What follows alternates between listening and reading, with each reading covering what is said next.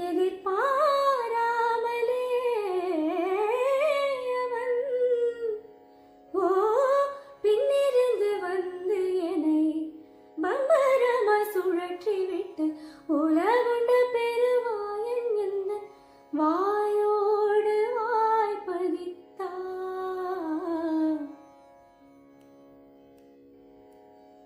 உன்னை காணாமல் உன்னை காணாமல் உன்னை காணாமல் உன்னை காணாமல் கவனரி சானித பமகவரித உன்னை காணாமல் நான் இன்று நான் இல்லையே விதையில்